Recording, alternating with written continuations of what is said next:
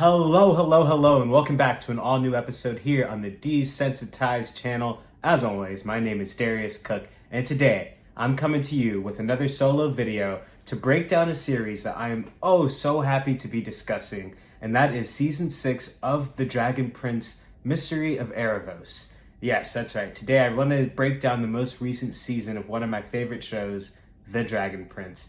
If you haven't heard of The Dragon Prince, it's actually made from the same creators as Avatar: The Last Airbender.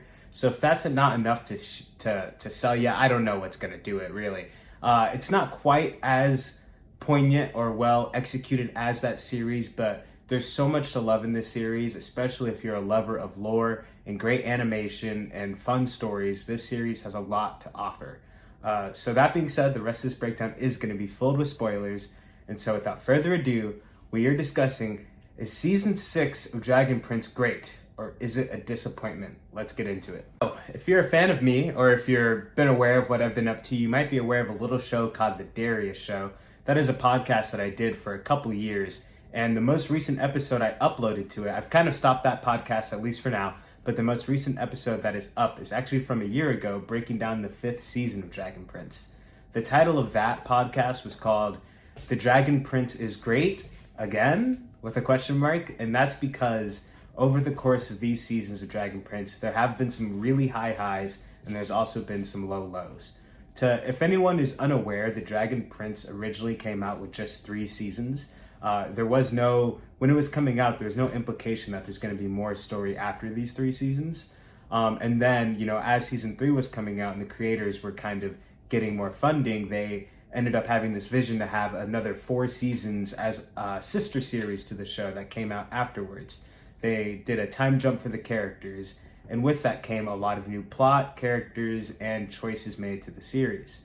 Now, the original 3 seasons are amazing in my opinion.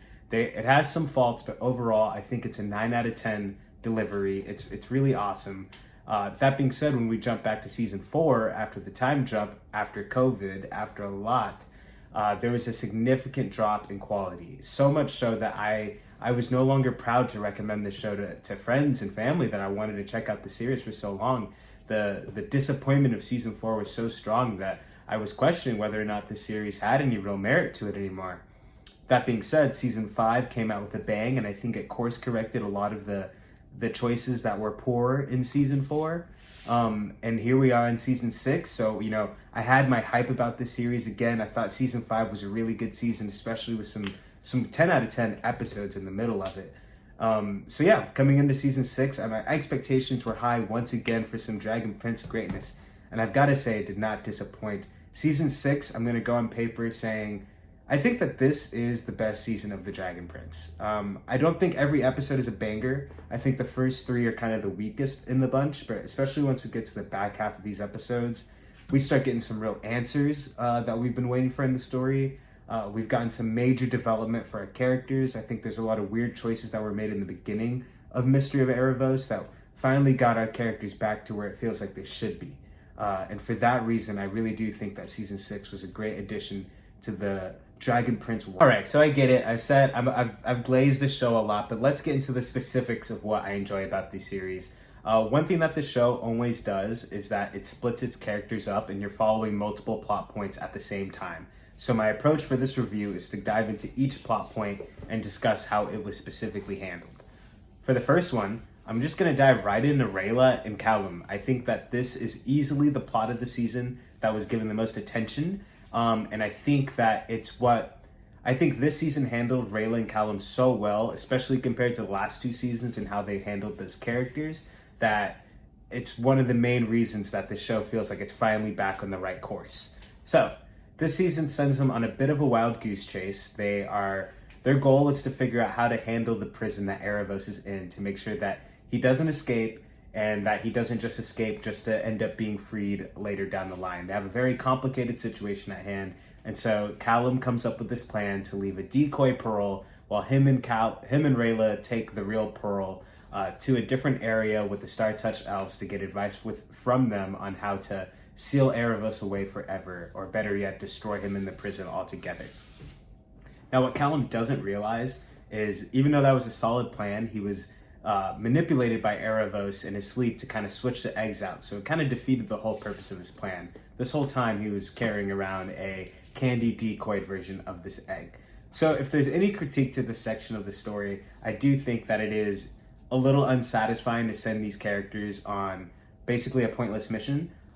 They do end up learning a lot and growing a lot as characters, and I think a lot of good character development happened on this journey. But if we're talking about what they set out to do and what they actually did, they kind of just wasted time.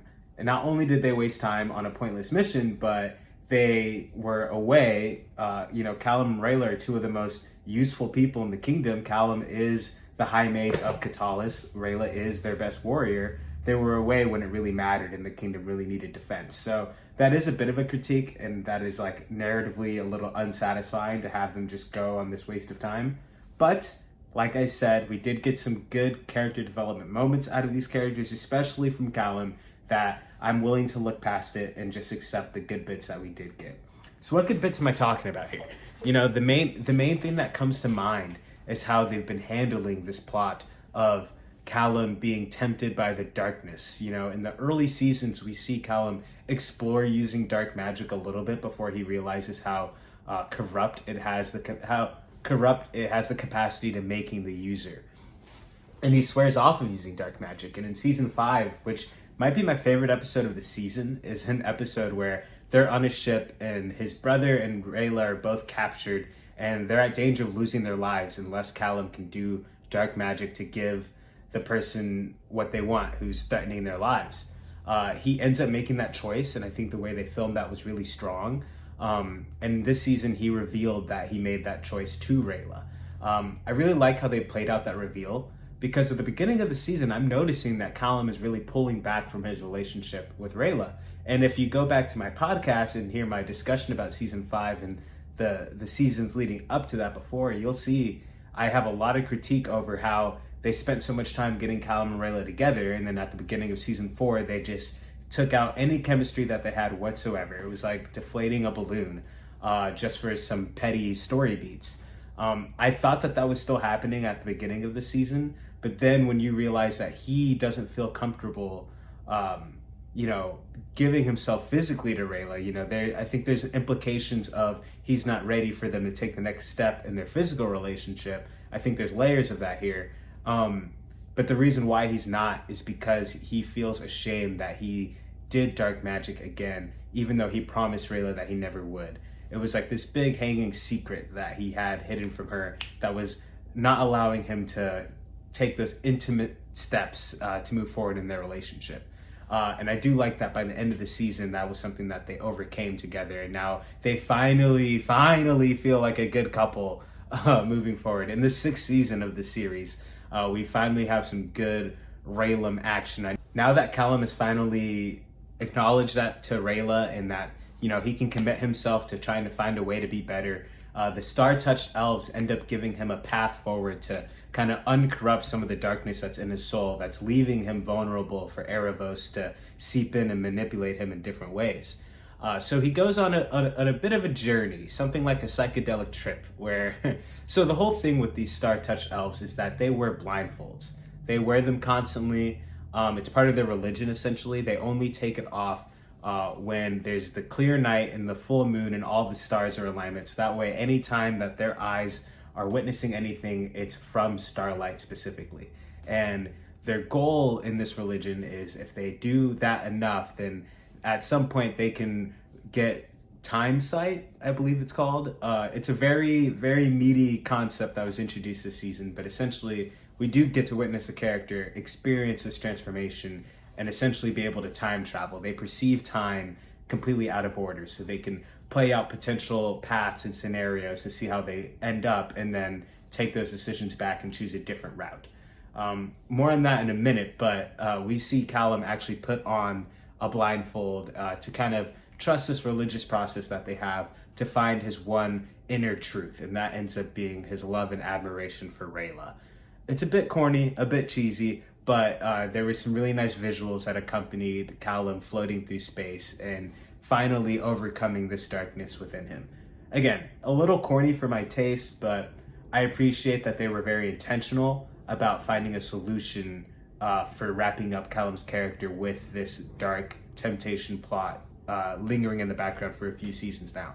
I don't think that we're done with this by any means. In fact, there was a line of dialogue saying that if he does ever try to do dark magic again, then it'll tear a hole in his soul that will never be able to be recovered. So with a line like that, I'm sure that he's going to have to at least cross that decision again at some point in the series, but we'll see when that time comes. Now, Rayla, on the other hand, had a much less active role to play this season than she has in other seasons. I'd say the biggest plots for her are the advancements of her relationship with Callum, but again, that's mainly from his side, his point of view of the relationship, that the struggles come. So there's not too much for her to play with other than just, building on that chemistry between the two of them. But besides that, we actually get to see her finally confronting the decision to be able to save the souls of her parents and her pseudo father figure, Renan.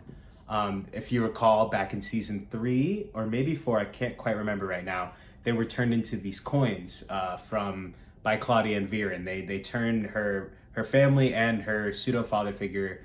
They extracted their souls and put them into these coins. This show is a very heavy fantasy series, by the way. They do a lot with the plot, but this season they finally have the opportunity to save them. But of course, the moral conflict that she comes with too is that she can only save 2 out of the 3 souls. So at the very least, what she was able to do was let her parents' souls rest on, and then she was able to bring Renan back into the living world. So Renan is a player back on the board moving forward in this story.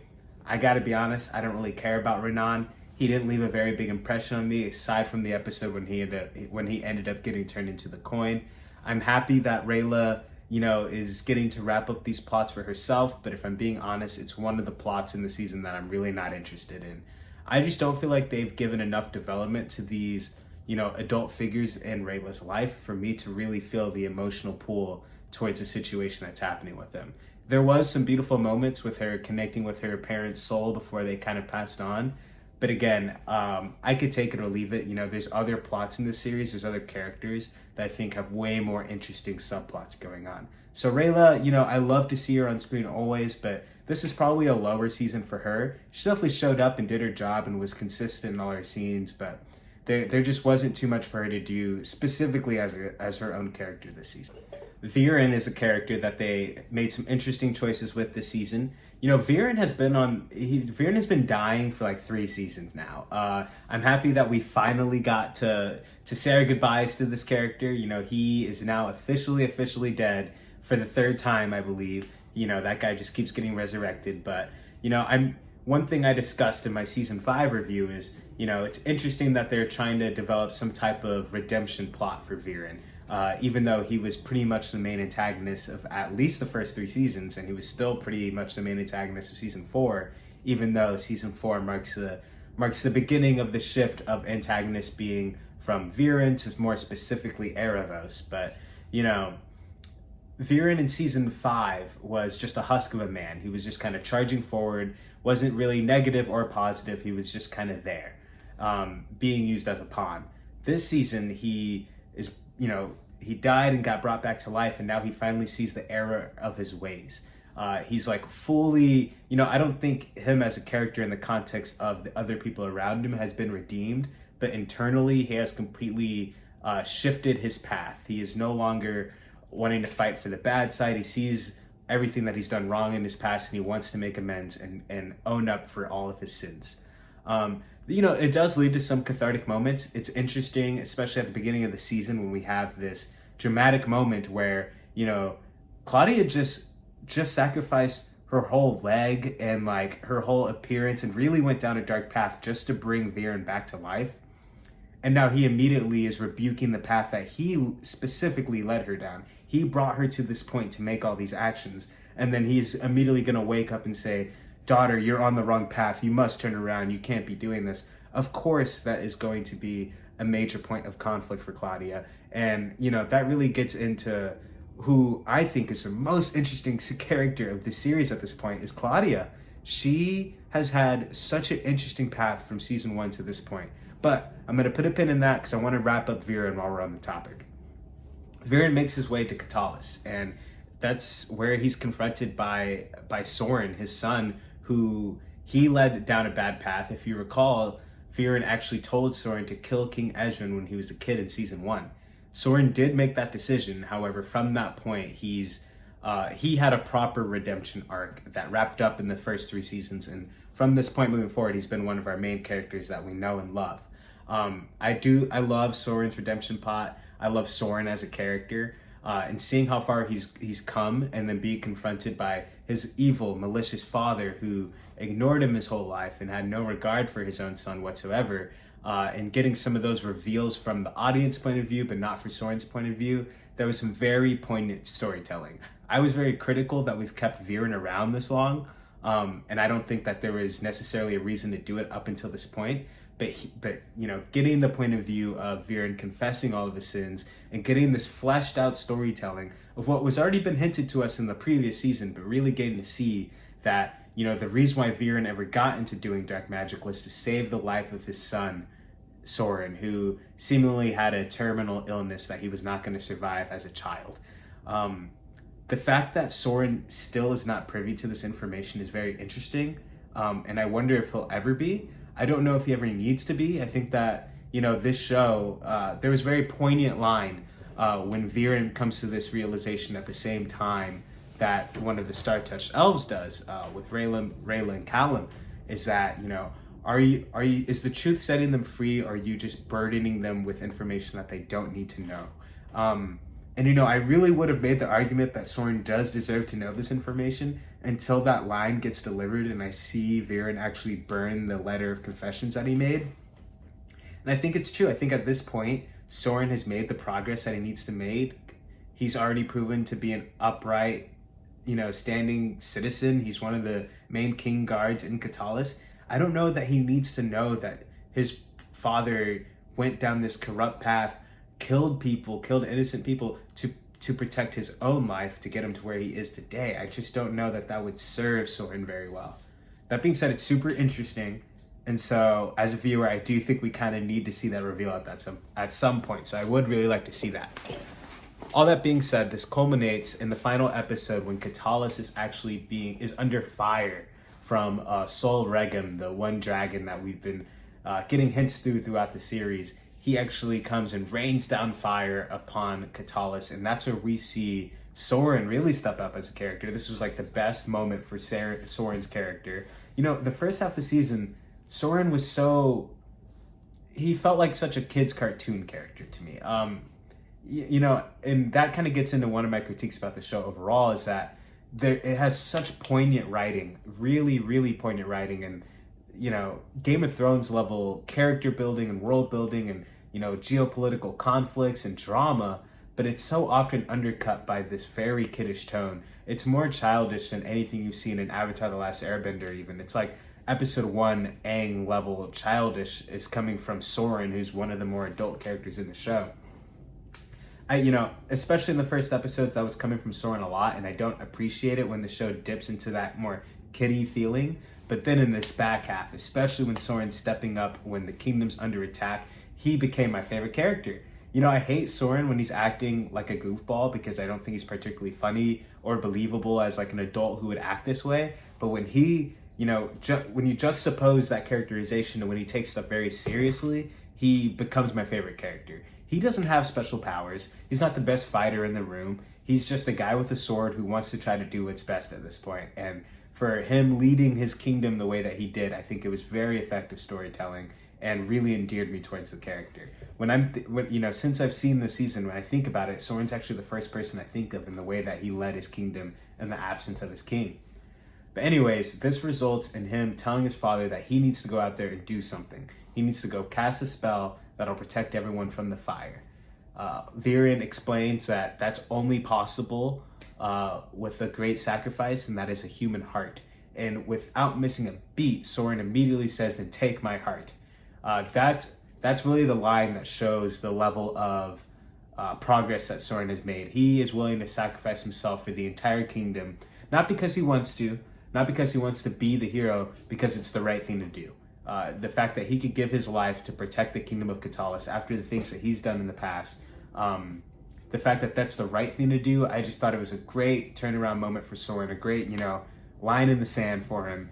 And that was cut immediately to, you see Lord Viren walking out with a bloody knife dripping. You know, we see Soren say, "Take my heart," and then we immediately see him with the knife, the evidence that he just stabbed somebody in the heart, and Soren's not in the frame. Now, when Soren gave that line, there was no way I thought that he was actually going to kill Soren. But when they did that misdirect was very effective for me, because I did for a minute there think that he actually took Soren's heart. I actually thought they were going there. But no, that was just the framing of the moment. It was a good misdirect. Viren actually sacrificed himself, sacrificing his own human heart to protect everyone in the kingdom. One final act as the High Mage of Katalis, protecting the kingdom once and for all, and sacrificing his own life. I thought this was really well done. I think this is the right way to end Viren's character. We were introduced to him as the main High Mage who's supposed to protect this kingdom, so having him finally do that in his final moment, I think was a good choice. It doesn't necessarily redeem the character, because he's the reason that pretty much any of this conflict is happening, but I thought it was a really good send-off for this character. Would I have kept him around if I was rewriting the show this long? Probably not, but at the very least, it ended on a very strong point for him and Soren as characters, so I did really appreciate it. All right, we have to talk about Claudia. Like I said, Claudia is probably the most interesting character in this series at this point.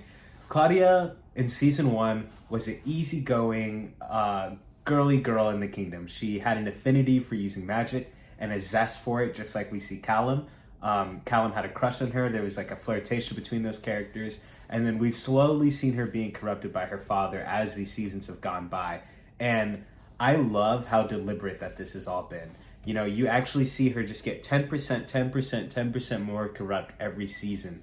And especially since they introduced Terry in season 4, who essentially has, a fine moral compass to combat her decisions. It makes for an interesting juxtaposition, because Terry's always kind of the angel on her shoulder, but will still support her in whatever decision that she makes. And 9 times out of 10, it's to ignore Terry and do the terrible thing. But we saw some moments of growth this season for Claudia. Starting in episode 1, she was at her lowest low. She had just gotten her leg cut off. She just did all this sacrifice for her father to come back to life, and then he rejects her there on the beach as she's crying and falling over into the sand. He rejects her and walks away. I understand what they're trying to say with Viren in terms of turning his back on this dark path, but that was not the right way to handle that, my guy. It was insane. But for the next couple episodes, seeing her really hit rock bottom, being emotionally devoid of anything, just staring off into the distance and, not really being able to process her emotions up to this point, very strong. And I have to give props to the voice actress for Claudia, because as she's wailing out and sobbing for her father, I really felt that emotion. I really felt bad for Claudia this season. She's really just a product of the environment that she's been brought in. Her father had sparing love to show and to display for her, and she was getting that by following this dark path. And for her, she just thinks that this is right. She thinks she'll do whatever she can, no matter how vile, to protect the ones that she loves. And that's what her character is all about. Her moral compass basically doesn't exist. It's just, how do I protect me and mine? That's just it for Claudia. Anyways, in the middle part of the season, we see her, turning away from dark magic a little bit to value the creatures and life around her a little more, which is a beautiful thing to see. I would love to see a redemption plot for Claudia, where I think Viren was too far. I do think that there, even now, is still space for Claudia to be redeemed in some way, and maybe join our main group of people to help fight against Aaravos in the end of the series, if that's even how the series is gonna go. I've got some theories at the end of this video about that. But at the end of the season, we see Claudia make her way to Katalis. Her goal is to see her father one last time, so that she can gain clarity on what her next action should be. She feels like if she could just look her father in the eye, maybe have a conversation with him, she'll be able to clear out some of her emotions and have clarity on her further path. That being said, she gets to Katalis just a little too late, and just in time to see her father's lifeless body. It is at this point that she completely spirals out. She had made some progress up to this point. She started listening to Terry more. It felt like she was finally on the right path, but at this point, she goes right back into her emotional bottom, and that's where Aaravos strikes at his best. Aaravos in the opening credits of the series is shown that his current plaything is Claudia. We've seen him play with Viren, we've seen him play with Callum, we see him play with Claudia now, and that is his target. And he ends up whispering in her ear in this moment of weakness. He shares his own personal story with her and convinces her to help resurrect him, which she does. In the final episode, we see Aaravos brought back to the human playing field in all his glory. What I did like about this scene, I didn't expect Aaravos to be this larger than life, like giant creature when he got resurrected. We've seen flashbacks of Aaravos that he's scaled to being like a human or elf size, but when he's brought back, he manifests in this humongous form, where you get this mirroring of the opening credits. You know, we see him picking up the little piece of Claudia like she's a little toy or an action figure, and that's the exact same scaling that we get here as he immediately picks her up and lifts her up to the moon. I just thought that was an interesting framing technique, especially in terms of ending a season on a note like this. It was definitely a strong tease of just displaying how powerful that he is. And, you know, this threat has finally made it here on the board, and he's going to fuck some shit up, I'm sure. While we're talking about Aaravos, as I mentioned, he kind of shared his story with Claudia this episode. I have a feeling there's still more to Aaravos' story that we're going to get fill the blanks into. But essentially, he had a daughter who was born just as powerful as he is, this immortal creature being, but he was raising her on Earth, and she had this affinity for interacting with humans and animals and creatures of all sorts. Essentially, she ended up being found guilty for teaching magic to humans in some capacity. And for a Star Touch elf, this is like the ultimate sin that you can do, because humans can't be trusted with this information. They're only going to corrupt that magic and twist it. And so as a consequence, she is summoned to be murdered. She has to lose her life to atone for the sin. And Aaravos, this is just distraught for him. You know, he can't sit by and let this happen. And the merciful one suggests, you know, as a mercy that he can die with her as well. That's the best that they offer for him. That's the insult that really, I think, corrupts Aaravos as a character, because before this, in the flashbacks, he seems to be maybe not benevolent, but at least a positive figure within his community. You know, he seems like a good guy, a compassionate person who preaches the value of love to his daughter. And so seeing this be the corruption moment was very heartbreaking. Hearing his daughter cry out to her father as she was just terrified, being pulled into death essentially, was very moving, I will say. This backstory that they're giving for Aaravos is doing a lot for me as a viewer to, you know, just balance the writing of this character, to not just feel like this evil mastermind mustache trolling villain in the background, but now he's this balanced person with a specific point of view, and you understand what brought him to these circumstances. What we see after that is he essentially sobbed for 100 years and cried enough tears to fill a whole river of starlight water, which is the same visual that we've had since season 1. We have this visual of Aaravos standing by this pool of water in this setting. You know, we didn't really know much about this at the time, but now we understand that pool of water is the ocean of his tears and the result of his grief and suffering over all this time. Now, we didn't see his actions that he takes after that point, or what gets him necessarily, you know, imprisoned, you know, what sin he does at that point. But, you know, that being the basis of his motivation, I have a feeling that Aaravos is going to turn into a less of an evil character, but more of an antagonist who is not necessarily evil. I don't know what that necessarily means, but I'm getting this feeling more and more that Aaravos isn't this cut and dry bad guy that we're just all going to have to face at the end. I think that there's a chance that, you know, he might end up being more of a neutral force, or maybe working together with the good guys to go against the other, you know, star gods that are his equals up in the sky. You know, we see that they gave him this very harsh punishment. It seems like they want to keep magic away from humans. I think that there's a chance that Aaravos ends up fighting for what his daughter wanted, which was the coexistence of humans and all creatures, and that he could work together with the humans to get to that goal. I don't know. That's just a theory for now, but I'm just saying I think that there's going to end up being a lot more gray area to Aaravos' character than what we see right now.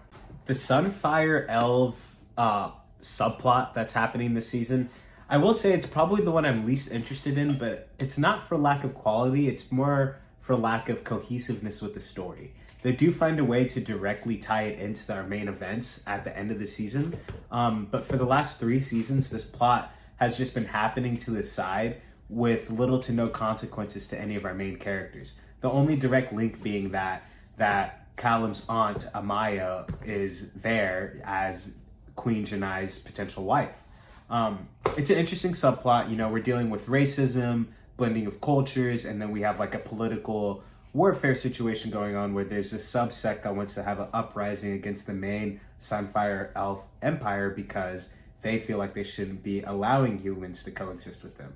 So on paper, there is an interesting plot happening there. I think the writing is consistently well constructed. The geopolitical plot that's happening, I think it's a very strong one. That being said, I don't think that the line deliveries from the antagonist in this plot, Janai's little brother, it's just not compelling. I feel like every time he's doing a line read, he's just saying it and not like announcing it. And he's often talking to crowds of people, but it doesn't feel like he's shouting or has any power or purpose behind it. I do really like the moments where he's dealing with the dragon soul Regum and trying to find a way to give him what he wants so that way he'll help him. You know, those are the moments of this subplot that I think work really strong. But this whole plot culminates in the second to last episode. It's the wedding. And I really appreciate the world building of the series. I mean, I haven't directly dived into that, but that's something this series does great. And they have established cultures and traditions for every little sub race that exists in this series. And so at this Sunfire ex-human wedding, we're seeing traditions from humans, but we're also seeing this Sunfire tradition woven into their wedding structure. And I appreciate how well thought it all feels. You know, we have different roles in this. We have things that are being recited, dividends that's given to the sun. I feel like this religion has been well fleshed out. And with all the different subsects of elves that we've gotten treated to in the series, it always feels like their culture is real and lived in. And they really give them, you know, their characters something specific to believe in and to latch onto that informs how those characters interacts with everyone else. So during this wedding, King Ezran is in attendance as Amaya's nephew and the King of Katalis.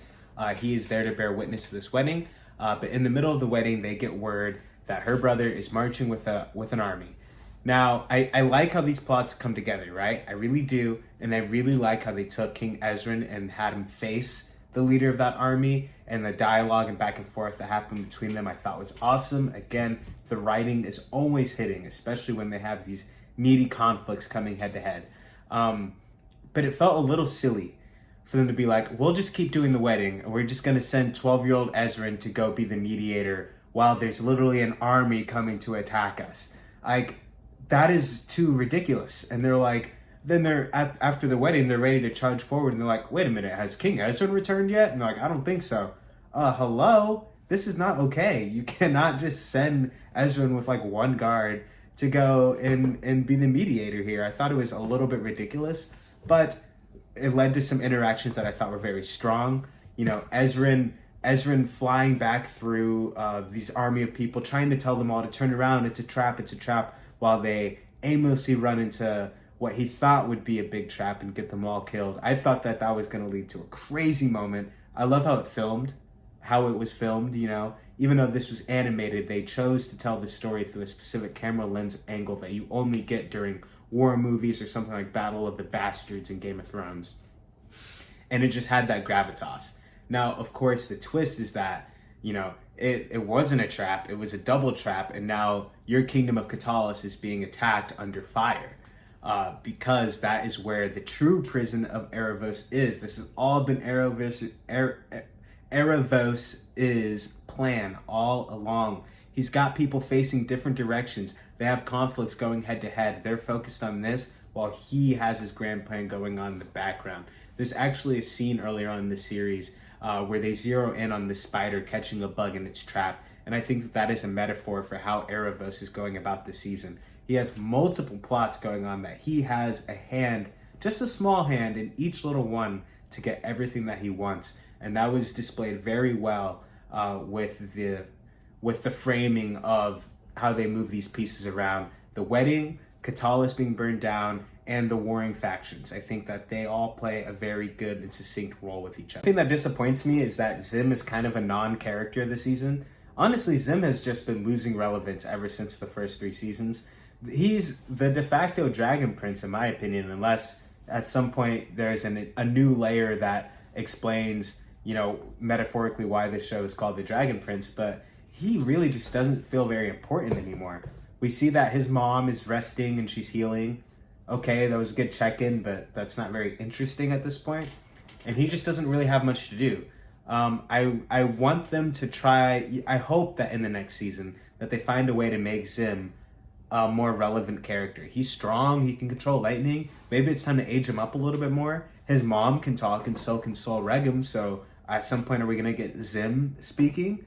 It's clear that he can understand what humans say to a T, and so let's get some progress with Zim. I want him to be more relevant. I want him to have an engaging plot line, and let's have him talk. What are we waiting for? Other than Zim, we've got the typical animal companions. That's one of the ingredients of this show that is really vital to it. This show loves their animal companions, just like Avatar did in the past. It's cute. I get it. It's not doing much for me personally, but it's always a way to let you know if your characters are on the right path, or that you're following a character with good moral standing, as if they have good connections to their animal companions around. This show really tries to shove it down your throat, I think, but I don't think it goes over the line or pushes it down too much. But yeah, I love all the cute little creatures that this show has to offer. Why not? Overall, though, I have to say I really do love the Dragon Prince. I think that there are so many bits and pieces where it is clear that this show is a well-crafted show from a team that loves the lore and loves the characters and story that it puts itself in. Like, I've had plenty of critiques here. None of them are damning to the show. It's not always a perfect show. I think sometimes their character writing, specifically with their dialogue in the less important parts of the story, is pretty weak. But when this show wants to get serious, it really does. And when it's approaching its themes, it's cutting between different beats and story parts throughout each episode, and each one always mirrors and informs another scene that you're getting with different characters. And a lot of the themes feel very powerful and resonant throughout the series. I'm hard pressed to find a show with as ambitious world building and as ambitious of storytelling, that it tries to take multiple countries, different types of characters, creatures, races, history, thousands of years of history, and have this succinct plot that fires pretty much on all cylinders. At the time of this recording, there's only 1 season left to go. They have a lot on the board, so we'll see if they can wrap it up in 1 season. I'm a little skeptical that they can pull it off.